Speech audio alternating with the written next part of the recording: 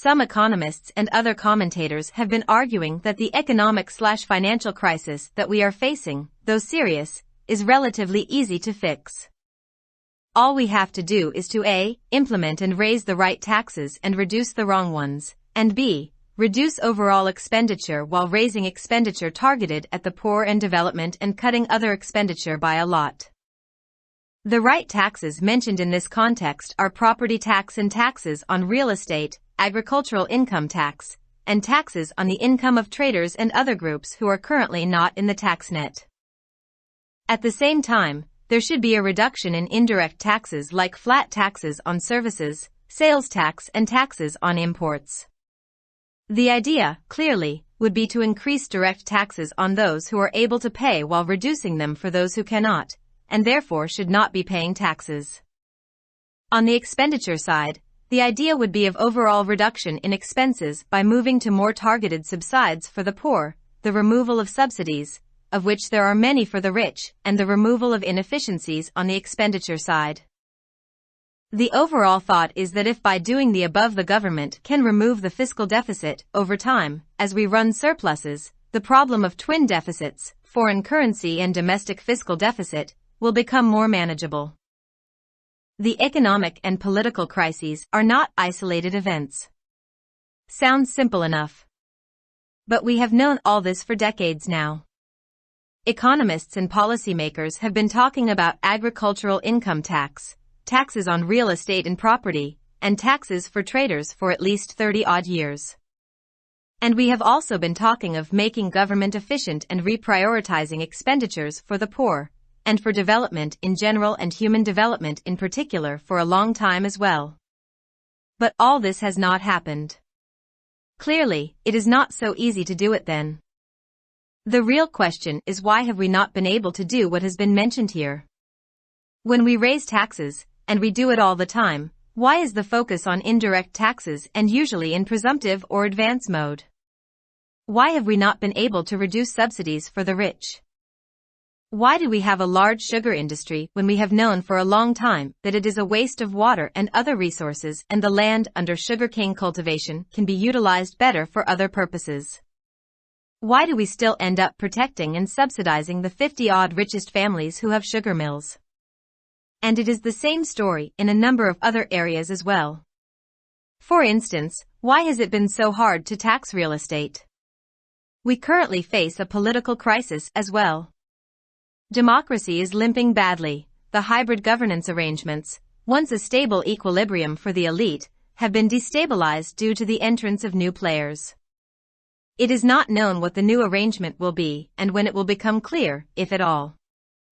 I argue that the economic and political crises are not isolated events that have come at the same time by mere coincidence. The two are connected. At the root of it are factors of political economy that have been and are driving these dynamics. For long, our polity has been rule of the few, by the few, for the few. Those few have been called the elite by Ishrath Hussain, and are now being called 1% by Miftah Ismail. It is the rule of those who have had the resources and the power, supported and bolstered by aspirants to those resources and power. It includes the top tier of politicians, bureaucrats, the military and judiciary, business folk and the landed, resources and power. The elites make sure that the rules are made to enrich them further and to confirm the entrenchment and continuation of their interests. This may sometimes be done through illegal means, but most of the time it is done using the law. Judges, bureaucrats, and army officers get plots and land legally. The Toshikana usage was legal. Subsidies and/or protective measures for the sugar or automobile industry have been legal. At the same time, the structures have worked hard to control society and to undermine the development of all institutions and movements that have or could threaten their control. The education curriculum is controlled to ensure a certain narrative about religion and nationalism. Mass media and social media are used for this purpose as well. The development of political parties, grassroots mobilization, democracy, media, and civil society have all been undermined again and again in our society.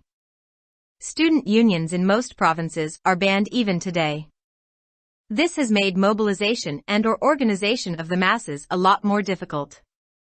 It has also made the development of strong institutions that are needed to underwrite democratic development in a country that much harder as well. Is it any wonder then that governance has broken down?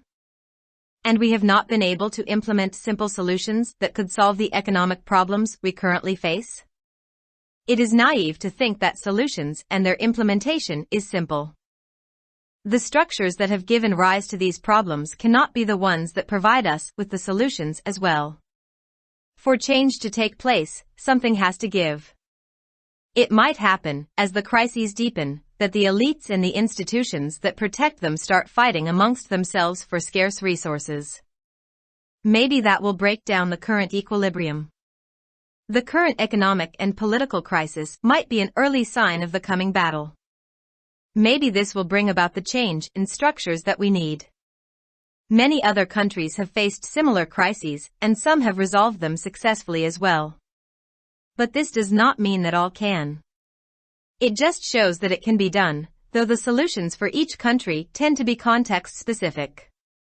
We will have to forge our own path here. At the moment, this looks like a hard climb. The writer is a senior research fellow at the Institute of Development and Economic Alternatives, and an associate professor of economics at LUMS. Published in Dawn, March 17, 2023.